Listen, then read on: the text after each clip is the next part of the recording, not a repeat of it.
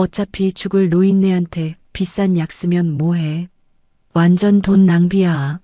남편은 위암 3기 판정을 받은 제 친정엄마의 항암 치료를 막으며 제 신용카드까지 빼앗았습니다. 사위 눈치를 보며 치료를 포기한 엄마가 피를 토하며 돌아가시던 날, 저는 속으로 피눈물을 삼켰죠. 그리고 2년 뒤 응급실 복도. 내 동생 백혈병이래. 당장 내 통장에 있는 돈 다 가져와. 눈이 뒤집혀 남편이 소리쳤고 저는 싸늘하게 웃으며 그날의 말을 똑같이 되돌려 주었습니다. 어차피 곧 죽을 건데 비싼 약 쓰면 뭐해? 당신 말대로 돈 아깝게 약 쓰지 마. 제 한마디에 남편은 뒷목을 잡고 바닥에 고꾸라졌어요. 내 엄마의 목숨값으로 자기 식구들 배를 불렸던 악마 같은 시댁 식구들을 향한 철저하고 우아한 복수극이 시작됩니다.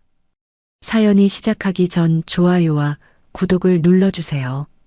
오늘 하루 행운과 행복이 가득하도록 기원해 드릴게요. 하얀 병원 복도에 소독약 냄새가 매섭게 코를 찔렀습니다. 박성호가 두 눈을 붉게 부릅뜨고 제 앞을 가로막았습니다. 박성호가 숨을 헐떡이며 핏대 선 목소리로 소리쳤습니다.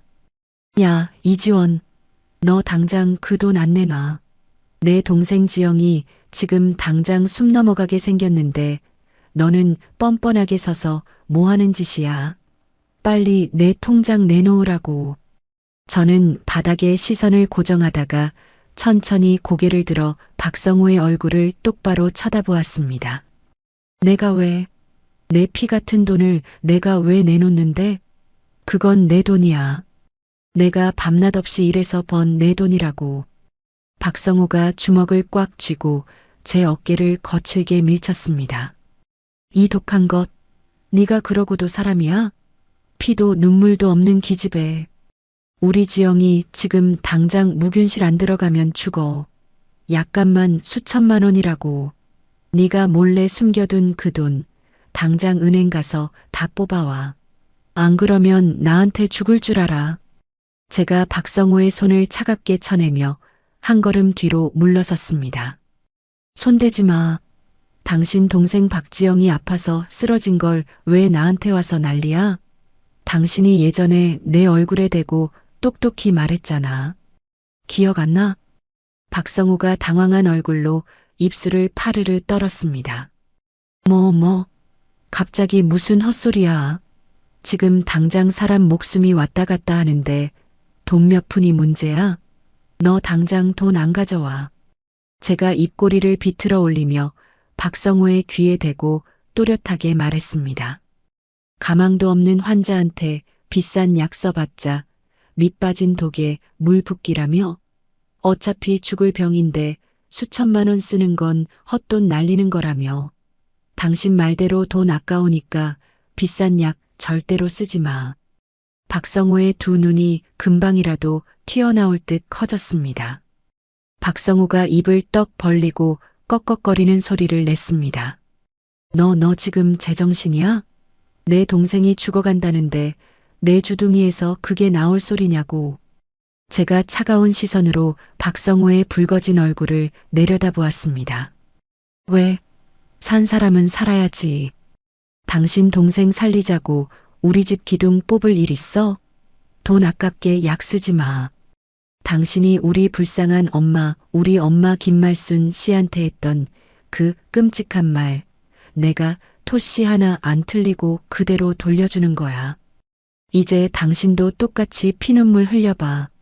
박성호의 얼굴이 순식간에 시뻘겋게 달아올랐습니다. 박성호가 양손으로 뒷목을 거칠게 움켜쥐었습니다. 박성호의 다리가 크게 휘청거리더니 그대로 차가운 복도 바닥으로 쿵 소리를 내며 고꾸라졌습니다. 박성호가 바닥에 엎드린 채 거친 숨을 내쉬며 몸을 떨었습니다. 저는 쓰러진 박성호를 향해 단 한 번도 손을 내밀지 않았습니다. 제 어머니 김말수는 평생 낡은 식당 주방에서 뜨거운 불 앞을 지키며 저를 키웠습니다. 아버지가 일찍 돌아가신 뒤로 어머니 김말순의 세상에는 오직 저 하나뿐이었습니다. 저는 어머니 김말순의 거친 손을 볼 때마다 빨리 성공해서 호강시켜드리겠다고 다짐했습니다. 무역회사에 취직하고 나서 지인의 소개로 박성호를 처음 만났습니다.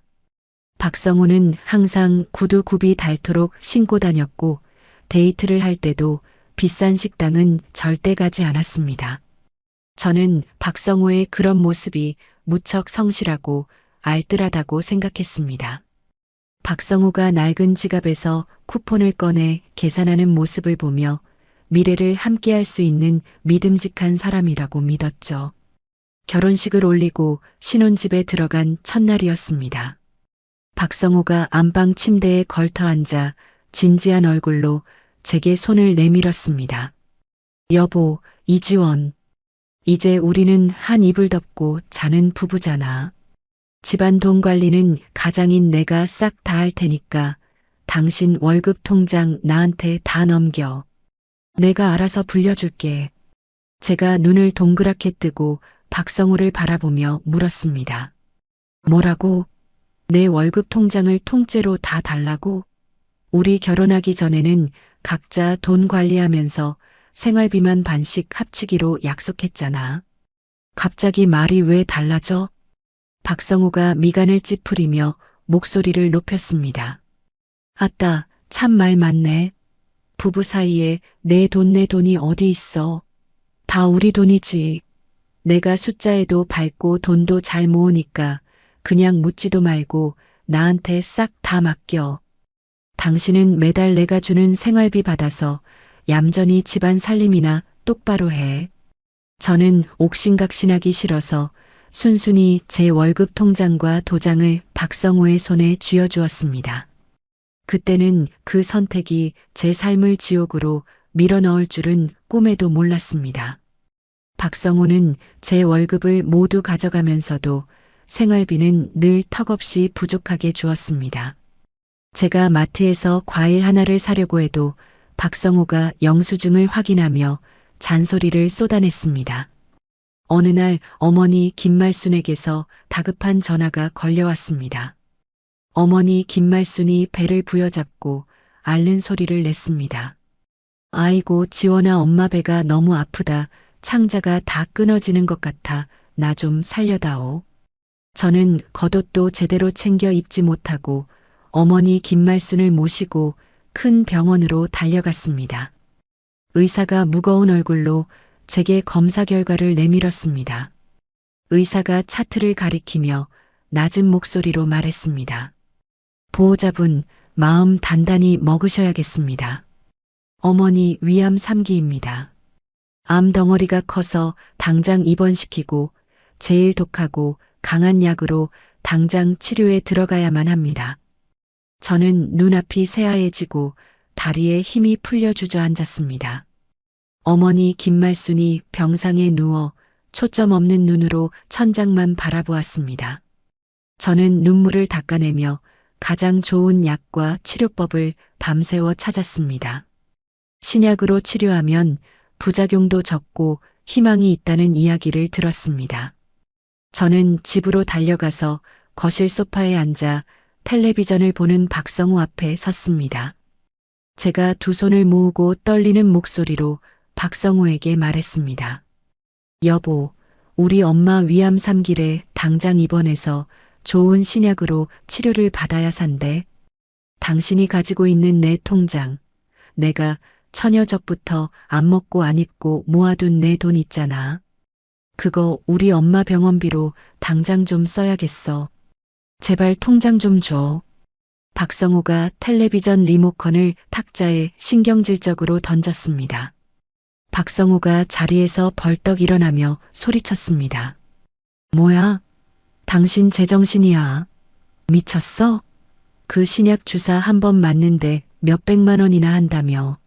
어차피 암 3기면 다 죽어가는 노인네인데 거기에 수천만 원을 쏟아부어. 그건 생돈 날리는 짓이야. 안 돼. 제가 박성호의 팔을 붙잡고 눈물을 뚝뚝 흘리며 매달렸습니다. 당신 입에서 어떻게 그런 끔찍한 소리가 나와? 당신 부모라도 그렇게 말할 거야?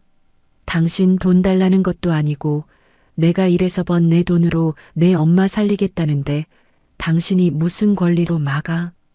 박성호가 제 손을 거칠게 뿌리치며 삿대질을 했습니다. 시끄러워. 내 돈이 어디 있어? 결혼해서 내 통장에 들어왔으면 다 우리 집안 돈이야. 다 늙은 장모님한테 밑빠진 독에 물 붓듯이 돈 버리지 마. 어차피 돌아가실 분인데 우리 같은 산 사람은 돈 아껴서 살아야 할 거 아니야. 제가 바닥에 무릎을 꿇고 박성호의 바짓가랑이를 붙잡았습니다. 여보, 내가 이렇게 무릎 꿇고 빌게. 제발 부탁이야. 우리 불쌍한 엄마 평생 나 하나 밥 먹이겠다고 뼈 빠지게 고생만 하신 분이야. 돈은 내가 앞으로 뼈가 부서지도록 일해서 채워 넣을 테니까 제발 우리 엄마 병원비만 내게 해줘. 제발 살려줘. 박성호가 차가운 얼굴로 제 생활비 카드를 지갑에서 빼앗았습니다. 웃기지 마. 너 내가 준 이 생활비 카드로 몰래 장모님 병원비 긁을 속셈이지? 꿈도 꾸지 마라. 내 돈 단돈 10원도 못 줘. 오늘부로 이 카드 당장 은행에 전화해서 싹 다 정지시킬 거니까 그렇게 알아. 저는 박성호의 잔인한 얼굴을 보며 온몸이 얼어붙는 것을 느꼈습니다. 다음 날 병실에 찾아갔을 때 어머니 김말순이 링거 바늘을 스스로 뽑고 있었습니다. 제가 놀라서 달려가 어머니 김말순의 손을 붙잡았습니다. 엄마, 지금 여기서 뭐 하는 거야? 안 돼. 이 바늘 빼면 어떡해. 당장 누워서 치료받아야지. 어머니 김말순이 창백한 얼굴로 제 손을 쓰다듬으며 힘없는 목소리로 말했습니다. 아이고, 내 새끼 지원아. 엄마는 이제 병원 치료 안 받을란다.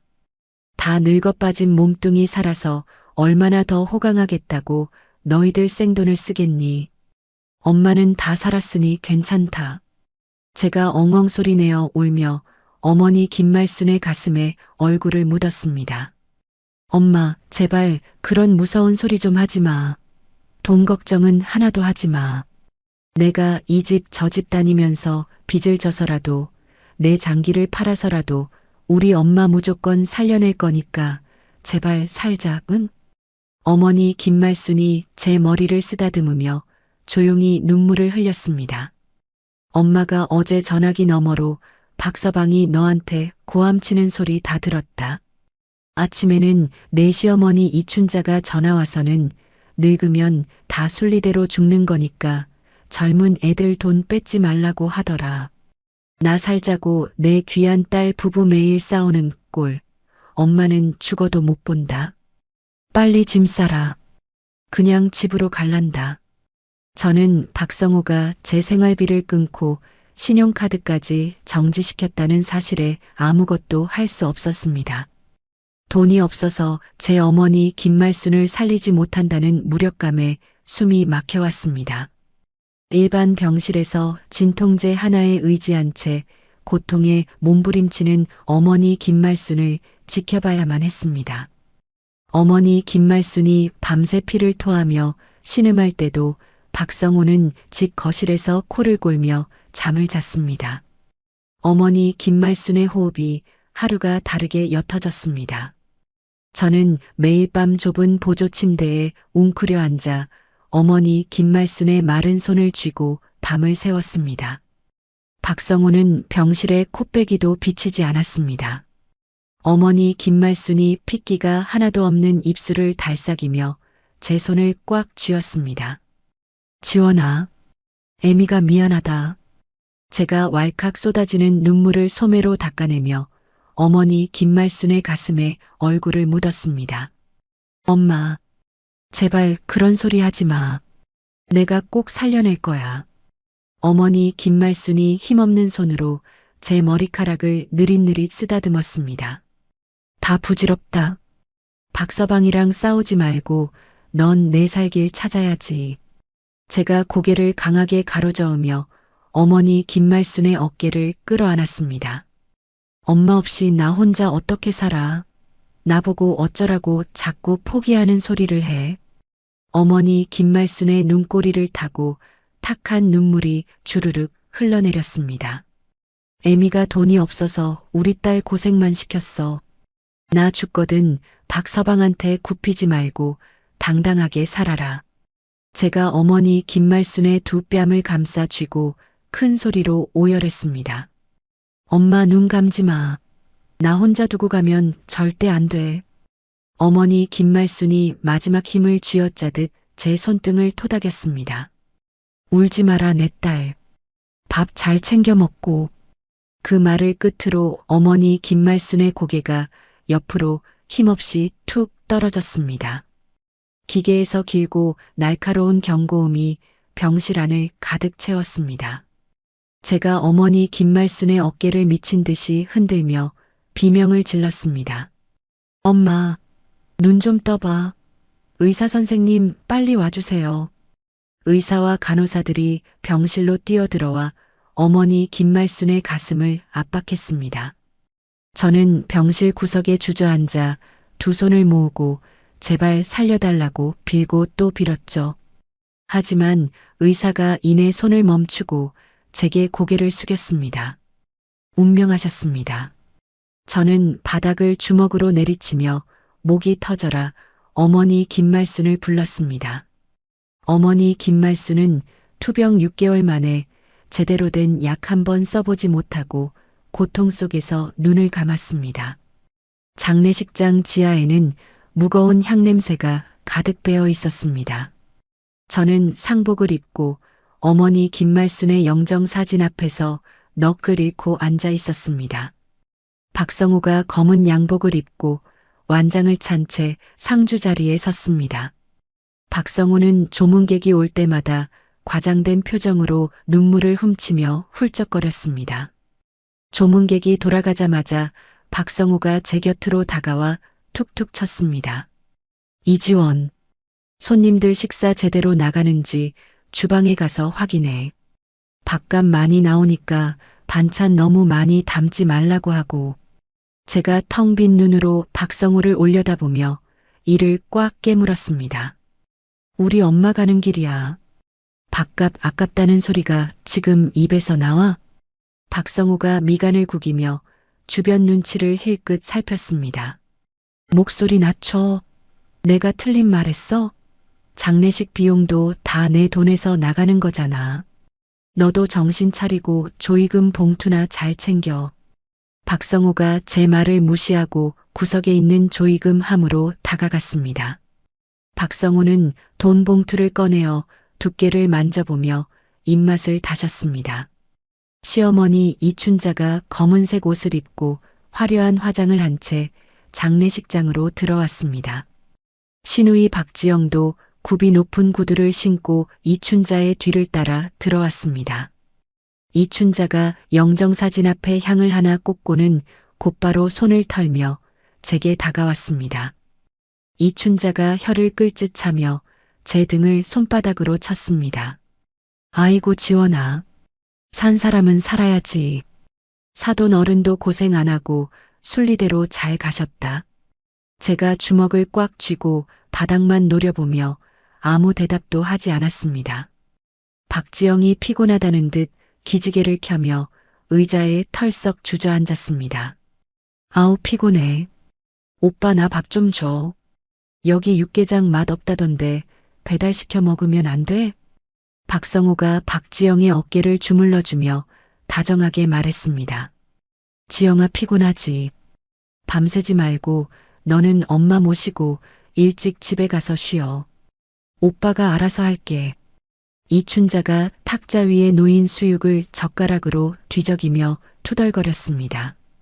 고기에서 냄새가 나네. 지원아 너 상주라고 가만히 앉아있지 말고 손님상 신경 좀 써라. 우리 성호가 돈 다 내는데 욕먹으면 쓰냐? 제가 자리에서 벌떡 일어나 이춘자와 박지영을 똑바로 쳐다보았습니다. 어머님, 저희 엄마 장례식장입니다. 조용히 예의를 지켜주세요. 이춘자가 눈을 부릅뜨고 젓가락을 탁자에 3개 내려놓았습니다. 뭐라고? 시어미한테 눈을 똑바로 뜨고 대들어. 장례 치러주니까 아주 눈에 뵈는 게 없냐? 박성호가 황급히 이춘자를 말리며 제 팔을 거칠게 잡아 끌었습니다. 이지원 미쳤어. 엄마한테 당장 사과해. 제가 박성호의 손을 뿌리치고 영정사진 쪽으로 걸음을 옮겼습니다. 사과 못해. 우리 엄마 불쌍하게 돌아가셨어. 당신들이 사람이라면 여기서 고기 냄새 타령은 못해. 박지영이 핸드폰 화면을 들여다보며 콧방귀를 꼈습니다. 새언니 진짜 유난이다. 죽은 사람은 죽은 사람이고 우리는 밥 먹어야지. 오빠 나갈래. 여기 공기 안 좋아서 피부 뒤집어지겠어. 박성호가 지갑에서 현금을 꺼내 박지영의 손에 쥐어주었습니다. 그래 지영아. 가면서 택시 타고 가라. 엄마 모시고 조심히 가. 저는 조이금 함 앞에서 돈을 세며 웃음을 참는 박성호의 뒷모습을 보았습니다. 피가 거꾸로 솟고 온몸이 사시나무 떨리듯 떨렸습니다. 화장장 굴뚝 위로 회색 연기가 길게 피어오르고 있었습니다. 저는 아직 따뜻한 온기가 남아있는 어머니 김말순의 유골함을 두 팔로 꽉 안았습니다. 유골함의 온기가 꼭 어머니 김말순이 제 품에 안겨 있는 것만 같았죠. 제가 유골함에 볼을 비비며 소리 없이 눈물을 흘렸습니다. 박성호는 화장장 밖 벤치에 앉아 누군가와 통화를 하며 크게 웃고 있었습니다. 박성호가 전화를 끊고 제게 다가와 시계를 보며 재촉했습니다. 이지원, 다 끝났으면 빨리 일어서. 나 오늘 오후에 거래처 미팅 있어. 납골당은 너 혼자 택시 타고 다녀와. 제가 유골함을 끌어안은 채 붉게 충혈된 눈으로 박성호를 올려다보았습니다. 당신은 우리 엄마 마지막 가는 길까지 혼자 보내게 할 거야? 박성호가 짜증이 가득한 얼굴로 바닥에 침을 뱉었습니다. 내가 장례식장 내내 지켜줬잖아. 나도 내 일상으로 돌아가야지. 죽은 사람 붙잡고 언제까지 청승 떨 거야. 제가 천천히 자리에서 일어나 박성호의 얼굴을 뚫어지게 응시했습니다. 그래. 당신 일 보러 가. 내가 알아서 모실게. 박성호가 뒤도 돌아보지 않고 주차장 쪽으로 성큼성큼 걸어갔습니다. 저는 멀어지는 박성호의 뒷모습을 보며 입술을 깨물어 피를 냈습니다. 어머니 김말순의 유골함을 안고 납골당으로 향하는 택시 안에서 저는 더 이상 울지 않았습니다. 눈물이 모두 말라버린 자리에는 시커먼 도끼가 차올랐습니다. 납골당 차가운 유리문 뒤에 어머니 김말순을 안치하며 저는 마음속으로 맹세했습니다. 어머니 김말순을 죽음으로 몰아넣은 박성호와 이춘자 그리고 박지영에게 이 고통을 수백 배로 갚아주겠다고 말입니다. 돈 때문에 사람의 목숨을 헌신짝처럼 버린 그들에게 가장 비참한 지옥을 보여주겠다고 뼈에 새기듯 다짐했습니다. 어머니 김말순의 장례를 치르고 집으로 돌아온 지 3일이 지났습니다. 저는 거실 바닥에 웅크려 앉아 불도 켜지 않은 채 허공만 바라보았습니다. 눈물조차 나오지 않을 만큼 몸과 마음이 텅 비어버린 것 같았죠. 박성호가 안방 문을 벌컥 열고 나오더니 거실 스위치를 탁 소리나게 눌렀습니다. 갑자기 환해진 불빛에 제가 눈을 찡그리며 고개를 돌렸습니다. 박성호가 바닥에 널브러진 제 옷가지를 발로 툭툭 차며 짜증을 냈습니다. 이지원, 너 언제까지 이렇게 궁상 떨고 있을 거야? 집안 꼴이 이게 뭐야? 제가 초점 없는 눈으로 박성호를 올려다보며 낮은 목소리로 대답했습니다. 불 꺼. 눈부셔. 박성호가 허리에 두 손을 얹고 코웃음을 쳤습니다. 장모님 돌아가신 지가 언젠데 아직도 밥도 안 하고 이러고 있어. 산 사람은 살아야지. 제가 자리에서 천천히 일어나 박성호의 얼굴을 똑바로 쳐다보았습니다. 어떻게 밥이 넘어가? 우리 엄마 땅에 묻은 지 겨우 3일 지났어. 박성호가 식탁 의자를 발로 걷어차며 언성을 높였습니다. 그럼 나보고 굶어 죽으라고. 내가 밖에서 뼈 빠지게 돈 벌어오는데 집에 오면 밥은 차려놔야지. 제가 주먹을 꽉 쥐고 박성호에게 한 걸음 다가갔습니다. 당신이 언제부터 내 걱정을 했다고 그래. 나한테 생활비도 제대로 안 줬잖아. 박성호가 삿대질을 하며 제 얼굴에 대고 소리쳤습니다. 장례식 비용 다 내가 냈어. 내 돈으로 장모님 상 치러줬으면 이제 고마운 줄 알고 정신 차려. 박성호가 겉옷을 거칠게 챙겨 입고 현관문을 쾅 닫으며 집을 나갔습니다. 저는 굳게 닫힌 현관문을 보며 헛웃음을 흘렸습니다. 사람의 목숨보다 돈을 더 아까워하는 박성호의 밑바닥을 다시 한번 확인했습니다. 오후가 되자 저는 무거운 몸을 이끌고 자리에서 일어났습니다. 청소기를 돌리고 밀린 설거지를 하며 집안을 치우기 시작했습니다. 박성호가 평소에 자물쇠를 채워두는 서재 책상 앞을 지나갈 때였습니다. 평소에는 굳게 잠겨있던 책상 맨 아래 서랍이 살짝 열려 있었습니다. 박성호가 아침에 급하게 나가느라 서랍을 제대로 잠그지 않은 모양이었습니다. 저는 걸레를 쥔 손을 멈추고 그 서랍 앞을 가만히 내려다보았습니다. 조심스럽게 손을 뻗어 열린 서랍을 끝까지 당겨보았습니다. 서랍 안에는 두꺼운 갈색 서류 봉투 여러 개가 가지런히 놓여 있었죠. 저는 첫 번째 봉투를 열어 파란색 통장 3개를 꺼냈습니다. 모두 박성호의 이름으로 된 통장이었습니다. 제가 첫 번째 통장을 펼쳐 최근 거래 내역을 꼼꼼히 살폈습니다. 통장 안에는 매달 큰돈이 일정한 날짜에 빠져나간 기록이 빼곡했습니다. 제 시선이 작년 8월의 거래 내역에 멈춘 순간 숨이 턱 막혔습니다. 그 시기는 제가 어머니 김말순의 암 판정을 받고 병원비로 제 돈을 쓰게 해달라고 박성호에게 눈물로 매달리던 때였습니다. 통장에는 박지영의 이름과 함께 3천만 원이라는 큰 금액이 이체되어 있었습니다. 이체 내역 옆에는 친절하게 빚상환이라는 메모까지 적혀 있었습니다. 제가 떨리는 손으로 통장을 꽉 쥐고 번갈아 가며 날짜와 금액을 확인했습니다. 내 돈으로 박지영이 사업하다 날린 빚을 갚아줬어. 입술을 너무 세게 깨물어 비릿한 피맛이 입안에 퍼졌습니다. 두 번째 통장을 열자 이번에는 시어머니 이춘자의 이름이 보였습니다. 이춘자의 이름으로 매달 100만 원씩 자동 이체가 되고 있었습니다. 메모칸에는 호화 유람선 여행 비용이라는 글씨가 선명하게 찍혀 있었죠. 제가 통장을 바닥에 떨어뜨리고 두 손으로 얼굴을 감쌌습니다. 우리 엄마는 병원비가 아까워서 항암 주사 한 번을 못 맞았는데 제가 바닥에 주저앉아 짐승처럼 헐떡이며 거친 숨을 몰아쉬었습니다. 박성호는 제 돈을 모두 빼앗아 통제하면서 자기 동생의 빚을 갚고 자기 부모의 여행 적금을 붓고 있었습니다.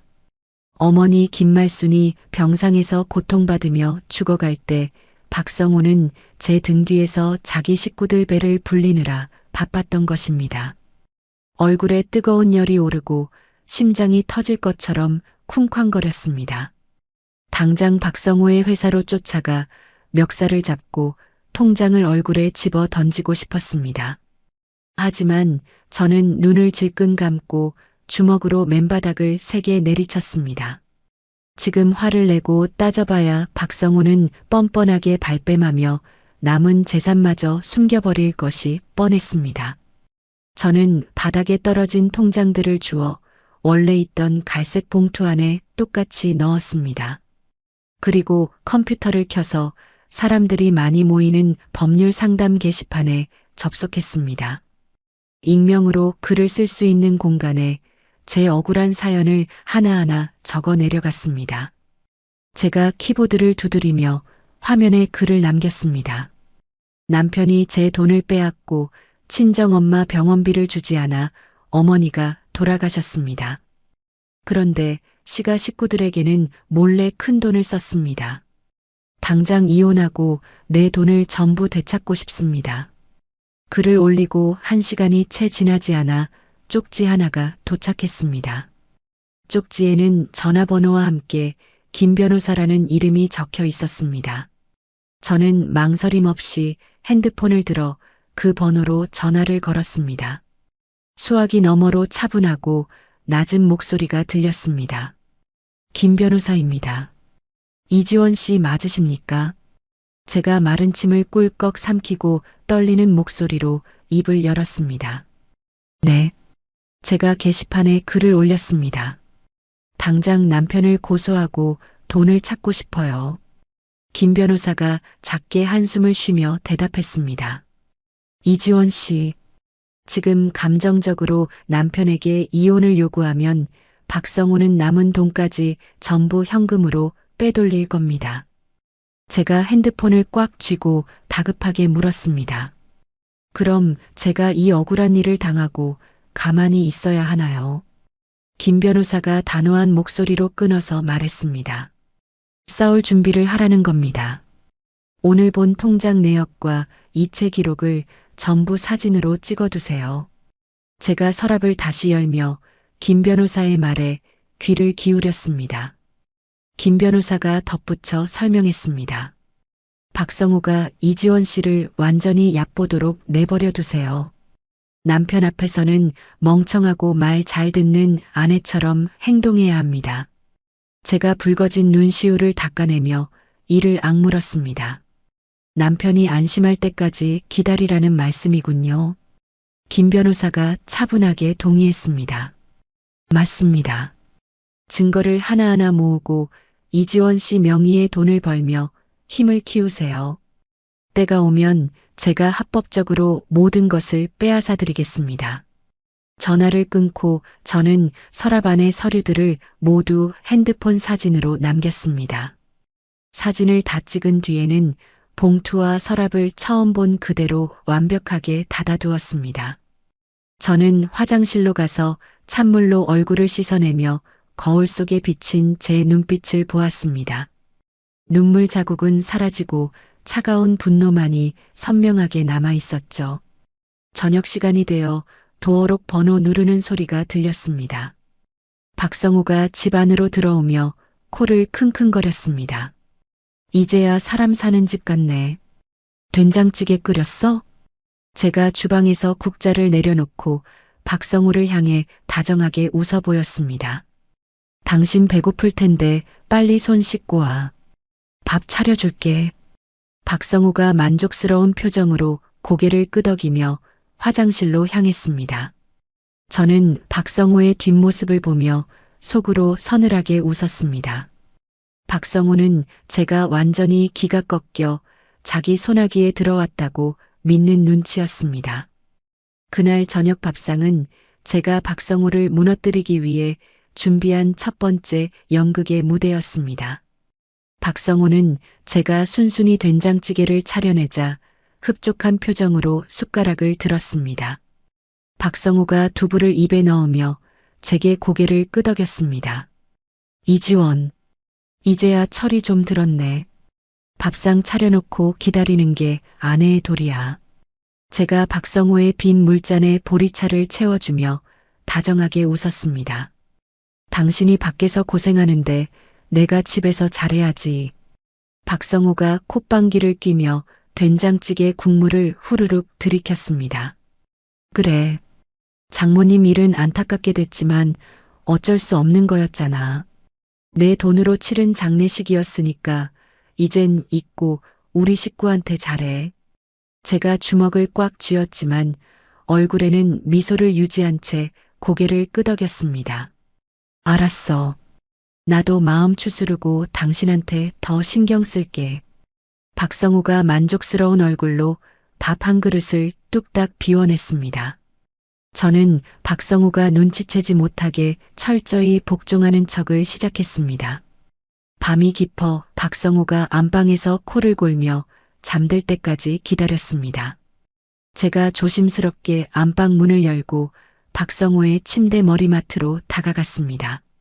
박성호의 스마트폰을 집어들고 서재로 살금살금 걸어갔습니다. 김 변호사의 조언대로 박성호의 스마트폰 화면을 켜서 금융 앱을 열었습니다. 박성호의 메신저 앱에 들어가 시어머니 이춘자와 나눈 대화창을 열었죠. 이춘자가 박성호에게 보낸 메시지가 화면에 떴습니다. 아들, 이번 달에도 적금 잘 넣었지? 사돈 죽고 나서 지원이 기죽어 있을 때 돈 관리 확실히 해라. 박성호가 보낸 답장이 그 아래에 있었습니다. 걱정 마세요. 장모 죽은 마당에 지가 어쩌겠어요. 지영이 빚 갚은 건 무덤까지 비밀로 하세요. 제가 떨리는 손으로 스마트폰 화면을 캡처하고 제 이메일로 사진을 전송했습니다. 다 찍었어. 이제 하나씩 차곡차곡 모으기만 하면 돼. 제가 서재에 있는 박성호의 서랍을 열고 통장 내역도 다시 사진으로 남겼습니다. 서랍을 원래대로 잠그고 스마트폰을 박성호의 머리맡에 제자리에 두었습니다. 다음 날 아침 일찍 우체국으로 향했습니다.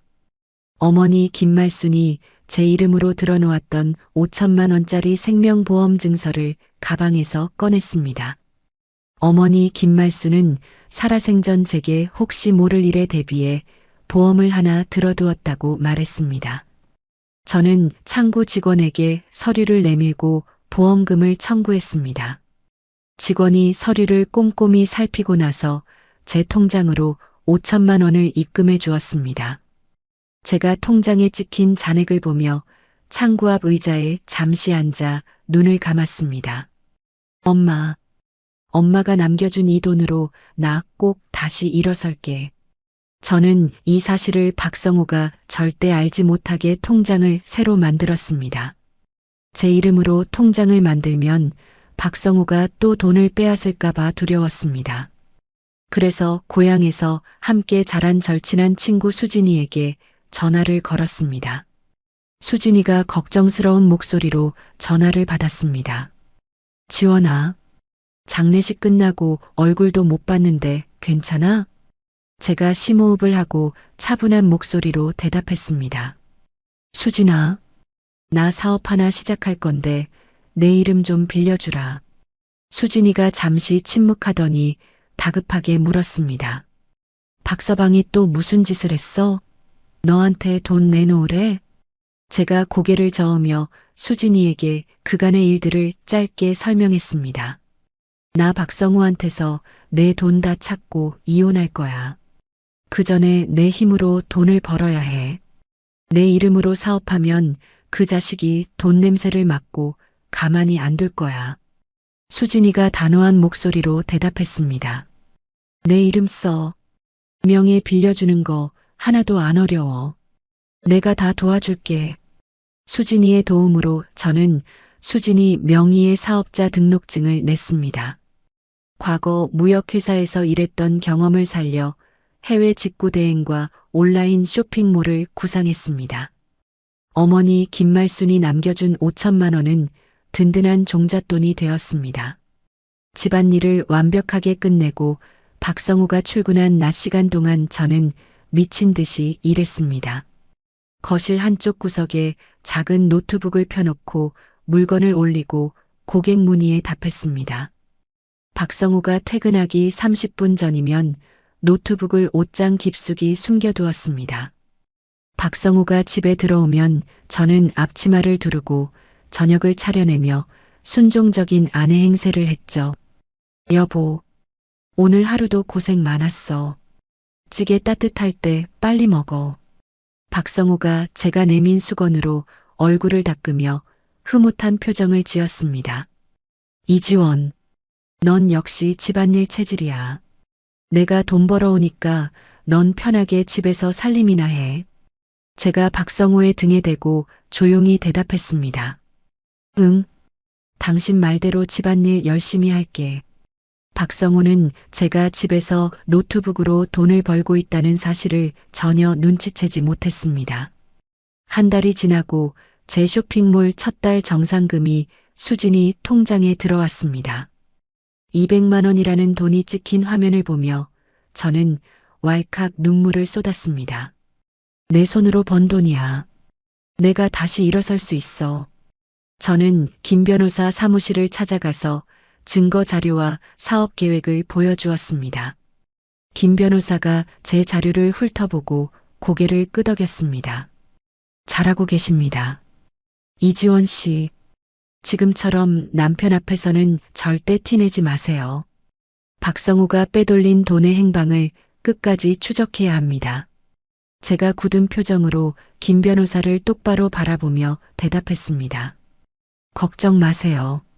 제가 가진 모든 걸 뺏기 전에는 절대 이혼 소장 안 내밀 겁니다. 김 변호사가 안경을 고쳤으며 차분하게 서류를 정리했습니다. 이혼 소송이 시작되면 박성호는 자신의 재산을 감추려 들 겁니다. 우리는 가압류 신청을 먼저 걸어두고 완벽한 타이밍에 소장을 던질 겁니다. 제가 김 변호사의 말에 고개를 끄덕이며 주먹을 불끈 쥐었습니다. 제가 모은 증거로 시가에 빼돌린 제 돈까지 다 받아낼 수 있나요? 김 변호사가 입가에 옅은 미소를 지었습니다. 시누이 빚을 갚아준 기록과 시어머니 여행 자금으로 빼돌린 명확한 이체 내역이 있습니다. 충분히 가능합니다. 사무실을 나오며 저는 박성호가 지어준 지옥 같은 현실에서 처음으로 숨통이 트이는 것을 느꼈습니다. 저는 무너지지 않고 철저하게 박성호를 속이며 홀로 설 준비를 마쳤습니다. 매일 밤 박성호가 잠든 뒤에 저는 사업 계획서를 수정하고 거래처와 이메일을 주고받았습니다. 낮에는 고객들의 컴플레인 전화에 친절하게 응대하며 매출을 올렸습니다. 제가 파는 물건들이 입소문을 타면서 주문량이 점점 늘어나기 시작했습니다.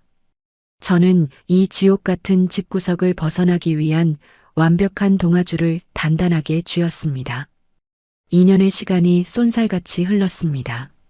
수진이 명의로 시작했던 저의 온라인 유통사업은 눈부신 성과를 거두었습니다. 해외에서 직접 소싱한 생활용품들이 주부들 사이에서 입소문을 타면서 주문량이 폭주했습니다. 매일 아침 눈을 뜨면 밤새 쌓인 주문 건수를 확인하는 것이 저의 가장 큰 기쁨이었죠. 첫 달 200만 원이었던 정산금은 어느새 억대 매출로 불어나 제 비밀 통장을 두둑하게 채웠습니다. 저는 노트북 화면에 찍힌 잔고를 보며 두 손으로 입을 틀어막고 소리 없는 환호를 질렀습니다. 어머니 김말순을 잃은 슬픔과 박성호에 대한 분노로 캄캄했던 제 삶에 비로소 한 줄기 빛이 스며드는 기분이었습니다. 하지만 저는 박성호 앞에서는 여전히 세상 물정 모르는 가련한 전업주부 행세를 이어갔습니다. 박성호가 매달 생활비 명목으로 던져주는 쥐꼬리만 한 돈 30만 원을 받을 때면 저는 세상에서 가장 고마운 척 연기했습니다. 여보, 이번 달도 고생 많았어. 이 돈으로 시장 가서 당신 좋아하는 반찬 해놓을게. 박성호가 거만하게 소파에 기대 앉아 텔레비전 채널을 돌리며 콧방귀를 꼈습니다. 당연하지. 내가 밖에서 피땀 흘려 벌어온 돈인데 허투루 쓰지 마. 가계부도 꼬박꼬박 쓰고 영수증 모아둬. 제가 굽신거리며 박성호의 어깨를 주물렀습니다. 알았어. 당신 돈 아껴서 우리 노후 준비해야지. 박성호는 제가 완전히 기가 꺾여 자기 소나기에서 벗어나지 못할 거라고 굳게 믿고 있었습니다. 어느 주말 시누이 박지영이 양손에 화려한 쇼핑백을 가득 들고 저희 집 현관문을 열어젖혔습니다. 박지영이 거실 소파에 털썩 주저앉으며 새로 산 명품 가방을 탁자 위에 보란듯이 올려놓았습니다. 아우 다리 아파. 새언니, 나 아이스 아메리카노 한 잔만 타줘. 얼음 팍팍 넣어서. 제가 싱크대 앞에서 설거지하다 말고 고무장갑을 벗었습니다. 그래 아가씨. 조금만 기다려. 박지영이 다리를 꼬고 앉아 핸드폰 화면을 들여다보며 얄밉게 입을 삐죽였습니다. 새언니는 맨날 집구석에서 살림만 하니까 세상 돌아가는 걸 어떻게 알아? 이 가방 이번에 새로 나온 신상인데 구하느라 얼마나 힘들었는지 몰라. 오빠가 용돈 넉넉하게 줘서 겨우 샀지 뭐야. 제가 머그잔에 얼음을 채우며 속으로 비웃음을 삼켰습니다. 내 오빠가 내 돈 훔쳐서 준 돈으로 산 주제에. 제가 쟁반에 커피를 받쳐 들고 다가가자 이번에는 시어머니 이춘자가 안방에서 걸어 나왔습니다.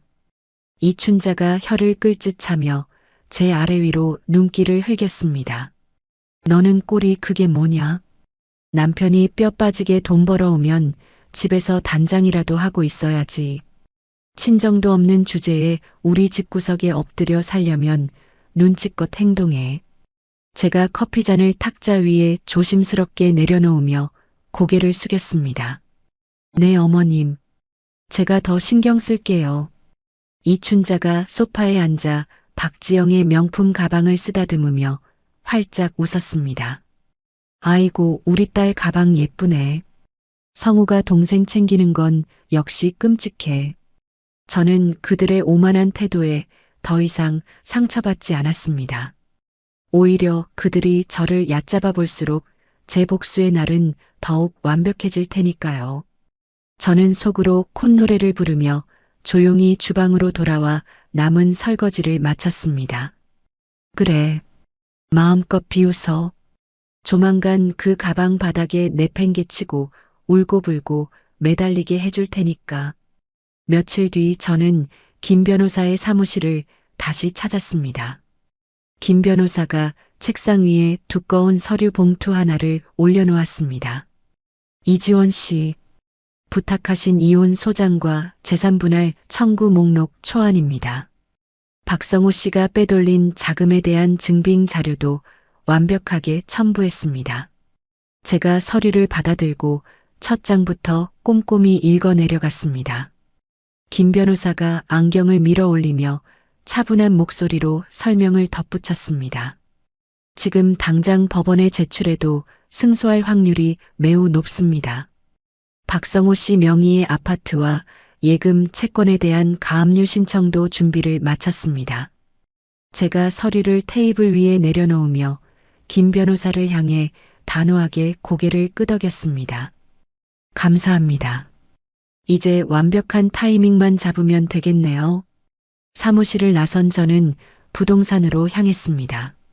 사업 규모가 커지면서 집에서 물건을 관리하는데 한계를 느끼던 참이었습니다.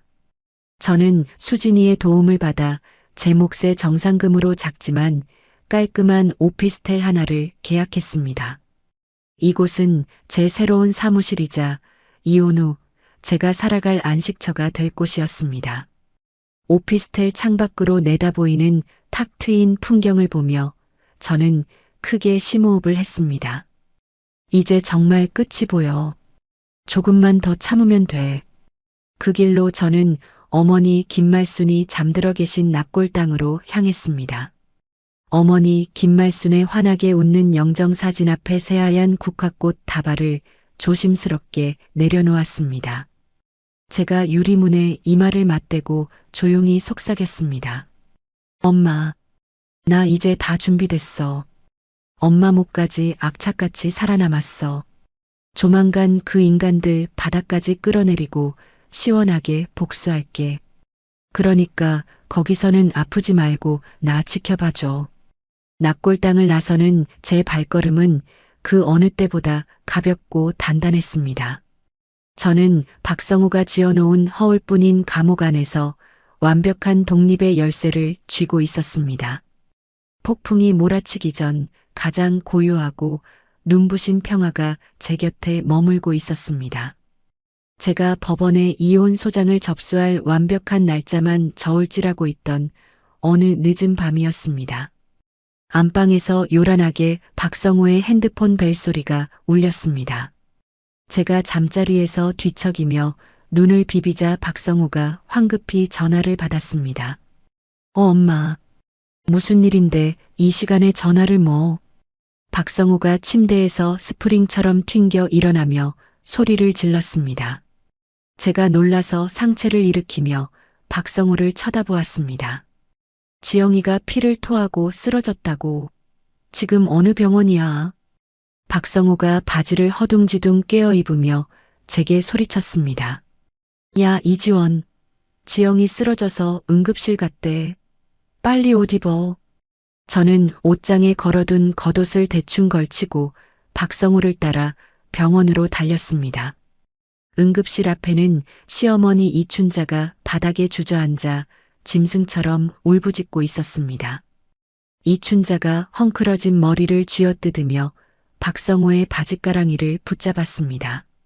아이고 성호야. 우리 지영이 어떡해. 의사가 백혈병이래. 박성호가 사색이 되어 이춘자의 어깨를 부축하며 일으켜 세웠습니다.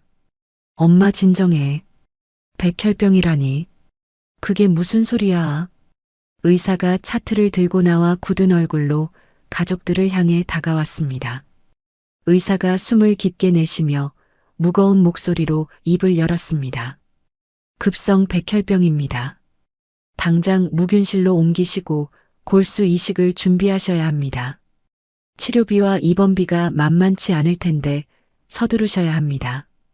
박성호가 의사의 팔을 덥석 잡고 다급하게 매달렸습니다. 선생님, 돈은 얼마든지 낼 테니까 제 동생 좀 살려주세요. 약이든 수술이든 다 해주세요. 이춘자가 의사 발밑에 무릎을 꿇고 통곡했습니다. 선생님, 우리 불쌍한 딸 좀 고쳐주세요. 돈은 어떻게든 구해올 테니까 제발 무균실부터 보내주세요. 저는 한 걸음 뒤로 물러서서 이 아수라장을 차가운 눈으로 지켜보았습니다. 머릿속에는 어머니 김말순이 위암 3기 판정을 받았던 그날의 장면이 선명하게 스쳐 지나갔습니다.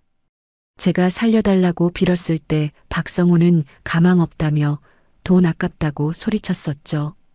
며칠 뒤 박성호는 눈이 뻘겋게 충혈된 채 며칠 밤을 새우고 집으로 들어왔습니다. 박성호가 식탁 의자에 털썩 주저앉아 마른 세수를 거칠게 했습니다. 지영이 무균실 하루 입원비만 수백이야. 이식 전까지 1억이 넘게 든대. 제가 싱크대 앞에서 무표정하게 물을 틀어놓고 대답했습니다. 그래서 당신 동생이 평소에 명품 가방 사고 놀러 다닌 돈은 한 푼도 안 모아뒀대? 박성호가 식탁을 쾅 내리치며 자리에서 벌떡 일어났습니다. 넌 지금 그딴 소리가 나와. 지영이 모아둔 돈 하나도 없어. 엄마 아빠도 대출 꽉 차서 빚만 산더미야. 박성호가 머리를 쥐어뜯으며 거실을 이리저리 서성거렸습니다. 내 신용대출도 막혔어. 당장 현금 융통할 데가 없다고. 박성호가 갑자기 걸음을 멈추고 저를 뚫어지게 쳐다보았습니다. 박성호가 제 앞으로 다가와 제 양어깨를 거칠게 움켜쥐었습니다. 이지원, 우리 이 아파트 공동 명의잖아. 이거 담보로 대출받자. 어차피 전세금 빼서 고시원이라도 가면 지영이 살릴 수 있어. 제가 코웃음을 치며 박성호의 손을 뿌리쳤습니다. 미쳤어? 전세금을 빼서 고시원을 가자고? 내가 왜 당신 동생 병원비 때문에 길바닥에 나앉아야 해? 박성호가 눈을 번뜩이며 제 뺨을 향해 손을 치켜들었습니다. 너 지금 장난해. 내 동생이 죽어가는데 넌 피도 눈물도 없냐? 돈 몇 푼이 사람 목숨보다 중요해. 제가 치켜든 박성호의 팔을 쳐내며 똑바로 쏘아보았습니다. 그건 당신이 나한테 했던 짓이잖아. 내 엄마 죽어갈 때 당신이 돈 낭비라고 안 된댔지. 박성호가 씩씩거리며 삿대질을 했습니다. 장모님은 어차피 다 늙어서 가망 없는 삼기였고 지영이는 아직 창창한 30대야. 다르게 봐야지. 제가 이를 꽉 깨물고 박성호의 가슴을 세게 밀쳤습니다. 내 눈엔 똑같아. 내 전세금 절대 못 빼. 당신이 알아서 구해. 박성호가 주머니에서 구겨진 서류 한 장을 꺼내 제 얼굴에 집어 던졌습니다. 너 내가 모를 줄 알아. 장모 죽고 나서 내 이름으로 사망보험금 5천만 원 받은 거 다 조사했어. 그 돈 당장 내놔. 제가 바닥에 떨어진 보험금 내역서를 내려다보며 헛웃음을 쳤습니다. 당신이 내 뒤를 캤어? 그건 우리 엄마 목숨값이야. 절대 못 줘. 박성호가 거실 탁자를 발로 차서 엎어버리며 악을 썼습니다. 그 돈 어차피 쓰지도 않고 처박아뒀잖아. 당장 통장 내놔. 안 그러면 나 너 가만 안 둬. 박성호가 제 목을 조르듯이 달려들며 미친 사람처럼 소리를 질렀습니다. 저는 뒷걸음질을 치며 엎어진 탁자를 방패 삼아 박성호를 쏘아보았습니다. 숨막히는 위기가 제 목을 조르고 있었지만 저는 더 이상 피하지 않았습니다. 박성호의 눈은 완전히 뒤집혀 있었습니다. 제가 떨리는 손을 꽉 쥐고 박성호의 서슬퍼런 시선을 똑바로 맞받아쳤습니다. 당신 지금 내 몸에 털끝 하나라도 건드리면 경찰 부를 거야. 내 돈 절대 못 줘. 박성호가 탁자를 발로 다시 한번 걷어차며 악을 썼습니다. 이지원, 너 진짜 미쳤어? 우리 지영이 무균실 못 들어가면 죽는다고. 이기적인 년아. 제가 콧방귀를 뀌며 박성호에게 한 걸음 다가갔습니다. 이기적인 년? 당신이 내 엄마 가망 없다고 약값 안 주던 그날 난 이미 피도 눈물도 다 말랐어. 박성호가 거친 숨을 몰아쉬며 현관문 쪽으로 몸을 휙 돌렸습니다. 그래. 네가 그딴 식으로 나오면 나도 다 방법이 있어. 두고 봐. 박성호가 쾅 소리가 나게 문을 닫고 나갔습니다. 저는 바닥에 주저앉아 크게 심호흡을 하며 식은 땀을 닦아냈습니다. 드디어 올 것이 왔다는 생각에 가슴이 서늘하게 뛰기 시작했죠. 다음 날 아침 일찍 병원 복도에서 박성호와 마주쳤습니다. 이춘자가 휠체어에 앉아 있고 그 옆에서 박성호가 전화를 붙들고 실랑이를 벌이고 있었습니다. 이춘자가 저를 보자마자 바닥에 철퍼덕 주저앉아 제 바짓가랑이를 붙잡았습니다. 아이고 지원아, 네가 사람이라면 우리 지영이 살려내라. 전세금 당장 빼와. 장모 죽고 받은 그 돈도 다 가져와. 제가 굳은 표정으로 이춘자의 손을 차갑게 떼어냈습니다. 어머님, 남의 돈 내놓으라고 떼쓰지 마세요. 박성호가 핸드폰을 주머니에 쑤셔넣고 제 앞을 가로막았습니다. 이지원, 너 당장 통장 내놔. 내 동생 죽어가는 거 안 보여. 제가 바닥에 시선을 고정하다가 천천히 고개를 들어 박성호의 얼굴을 쳐다보았습니다. 그 돈을 왜 내가 내놓아? 내 돈이야. 박성호가 주먹을 꽉 쥐고 제 어깨를 거칠게 밀쳤습니다. 너 피도 눈물도 없어. 지영이 당장 무균실 들어가야 하고 약값만 수천만 원이야. 내 통장에 있는 그 돈 당장 가져와. 제가 박성호의 손을 쳐내며 한 걸음 뒤로 물러섰습니다. 가망 없는데 비싼 약 쓰면 뭐해. 당신 말대로 돈 아깝게 약 쓰지 마. 주변을 지나가던 사람들이 걸음을 멈추고 웅성거리며 저희를 쳐다보았습니다. 박성호의 두 눈이 금방이라도 튀어나올 듯 커졌습니다. 박성호가 입을 떡 벌리고 꺽꺽거리는 소리를 냈습니다. 너 지금 그걸 말이라고. 제가 차가운 시선으로 박성호의 붉어진 얼굴을 내려다보았습니다. 산 사람은 살아야지. 당신 동생한테 돈 아깝게 약 쓰지 마. 박성호의 얼굴이 순식간에 시뻘겋게 달아올랐습니다. 박성호가 양손으로 뒷목을 거칠게 움켜쥐었습니다. 박성호의 다리가 크게 휘청거리더니 그대로 차가운 복도 바닥으로 쿵 소리를 내며 고꾸라졌습니다. 개품을 물고 엎드려 떠는 박성호를 향해 이춘자가 비명을 질렀습니다. 아이고 성호야. 얘 지원아. 내 남편 죽는다. 제가 들고 있던 서류 가방에서 두꺼운 봉투를 꺼내 바닥에 뒹구는 박성호의 가슴 위로 던졌습니다. 제가 김 변호사에게 받아온 완벽한 이혼 소장과 가압류 통지서였습니다. 제가 차가운 바닥에 주저앉은 이춘자의 얼굴 가까이 몸을 숙였습니다. 이거 보세요, 어머님. 당신 아들이 내 엄마 목숨값으로 빼돌린 돈명세서예요. 이춘자가 떨리는 손으로 서류를 집어들고 글씨를 더듬더듬 읽어내려갔습니다. 서류에는 박지영의 빚 3천만 원을 갚아준 내역과 이춘자의 크루즈 여행 자금 명세가 선명하게 찍혀 있었죠. 이춘자의 눈동자가 사시나무 떨리듯 흔들리며 제 얼굴을 올려다보았습니다. 지원아, 이게 다 무슨... 제가 자리에서 일어나 이춘자와 엎드린 박성호를 서늘하게 내려다보았습니다. 당신들이 훔쳐간 내 돈, 1원 하나까지 다 토해내게 해줄게. 재산 가압류 다 끝났어. 제가 코웃음을 치며 핸드폰 사진첩을 열어 제 쇼핑몰 정상금 통장 잔액을 보여주었습니다. 당신들이 쥐꼬리만 한 생활비 주면서 비웃을 때 나 이렇게 내 사업 키워서 수억 벌었어. 이춘자가 잔액을 확인하고 눈을 뒤집으며 바닥을 대굴대굴 굴렀습니다. 박성호가 겨우 상체를 일으켜 제 발목을 덥석 붙잡았습니다. 지원아, 내가 잘못했어. 한 번만 용서해줘. 그 돈으로 우리 지영이 좀 살려주라. 제가 발길질을 해서 박성호의 손을 털어내고 구두굽으로 바닥을 강하게 찍었습니다. 가망 없는 인간들한테는 1,000원 한 장도 아까워. 이제 지옥에서 구역질 나는 그 잘난 가족에나 실컷 나눠봐.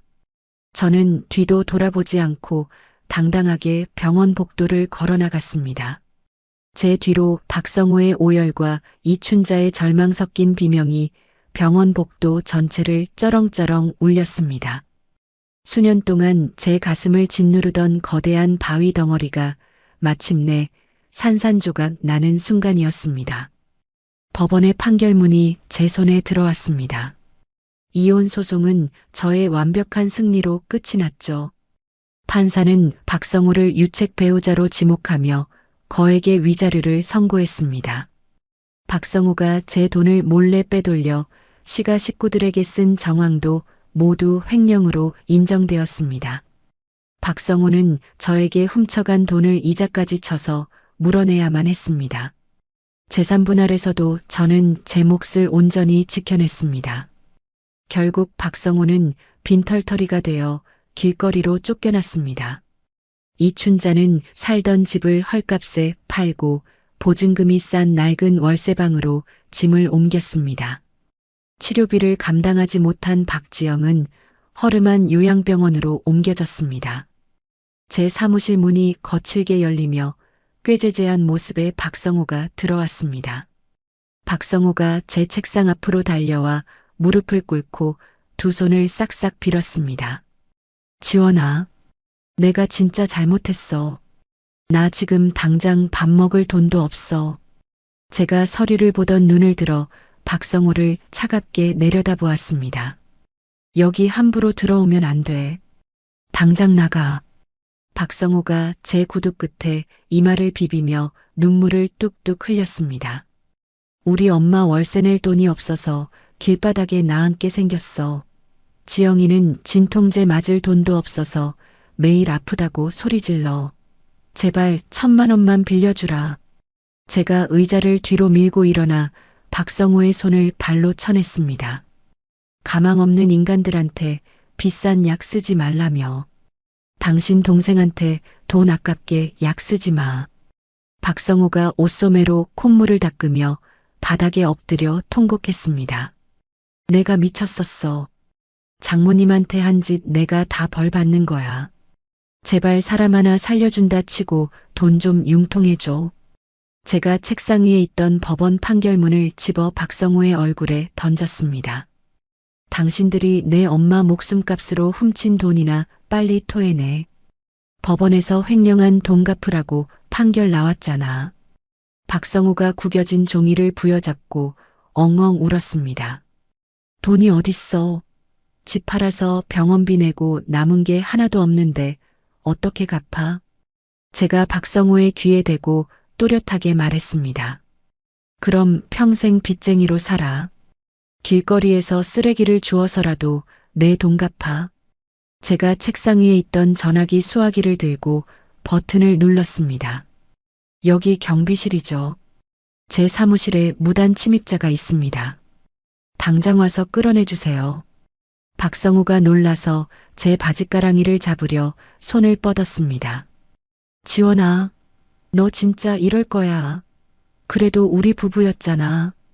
제가 박성호의 손을 피하며 서늘한 목소리로 대답했습니다. 부부, 당신은 한 번도 나를 아내로 대접한 적 없어. 내 돈 훔쳐가는 도둑놈이었지. 경비원 2명이 달려와 바닥에 엎드린 박성호의 양팔을 거칠게 잡아 끌었습니다. 박성호가 경비원들에게 바닥으로 끌려가며 목이 터져라 소리를 질렀습니다. 이지원, 내가 잘못했어.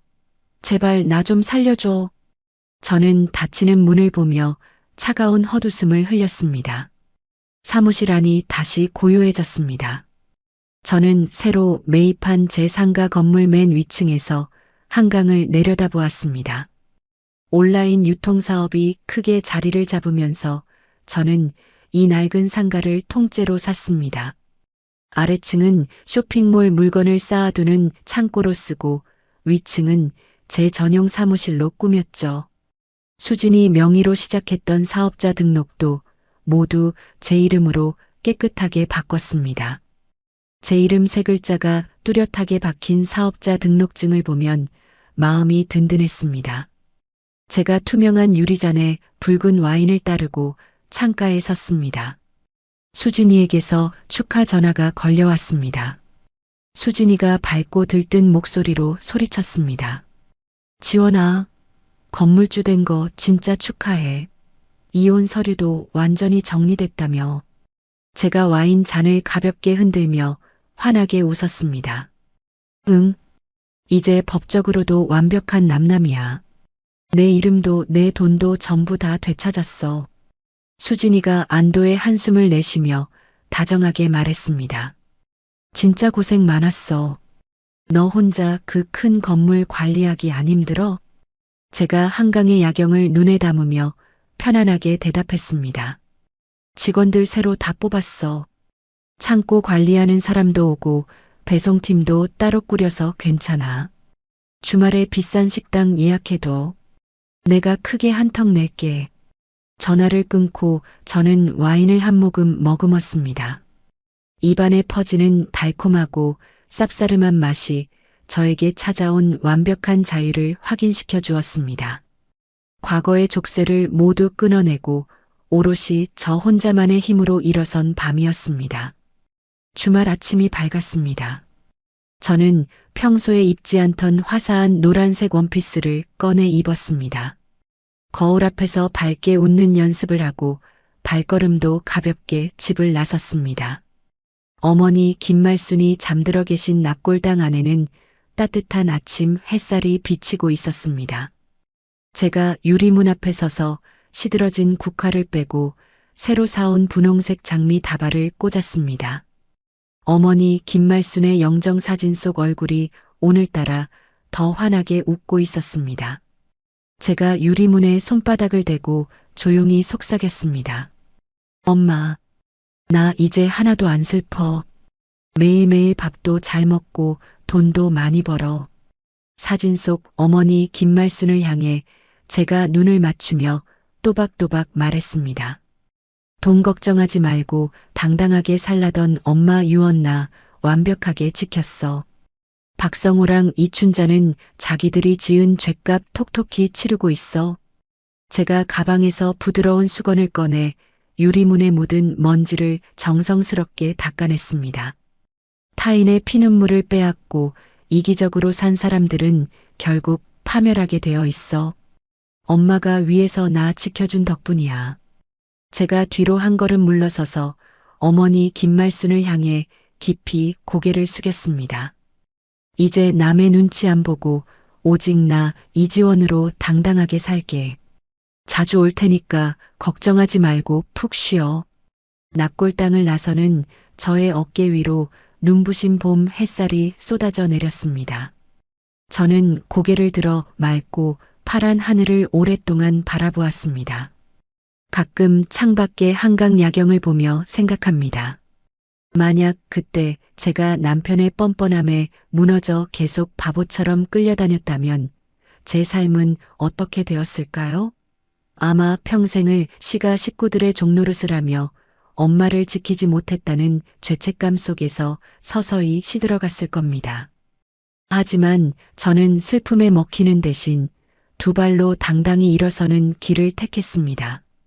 남의 피눈물을 쥐어짜며 이기적으로 살아가는 사람들은 결국 자신들이 파놓은 지옥에 떨어지기 마련이라는 걸 그들의 비참한 결말을 보며 확실히 깨달았습니다. 이제 저는 누군가의 말 잘 듣는 아내나 며느리가 아닌 온전한 제 이름으로 저만의 눈부신 삶을 살아가고 있습니다. 하늘에 계신 엄마도 지금 제 모습을 보며 활짝 웃고 계시겠죠. 혹시라도 저처럼 가족이라는 이름의 폭력 속에서 고통받고 계신 분이 있다면 절대 포기하지 마시길 바랍니다. 조용히 그러나 단단하게 내일을 준비하세요. 당신은 생각보다 훨씬 더 강한 사람입니다. 이야기를 끝까지 들어주신 분이 계시다면 잘 들었다고 댓글 하나만 남겨주세요. 감사합니다.